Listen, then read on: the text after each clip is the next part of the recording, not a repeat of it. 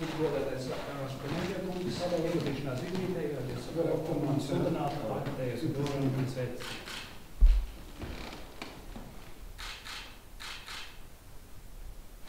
Labdien! Man šodien liels gods pārstāvēt Latvijas parlamentu un prezidiju.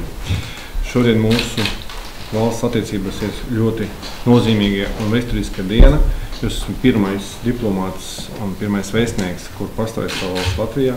Tas ļoti svarīgi mums, tāpēc, ka šodien ir ne tikai smuka pavasarīga diena, bet arī šodien ir tas 3. mēnesis, kad Latvija ir prezidējuši valsti Eiropas Savienībā.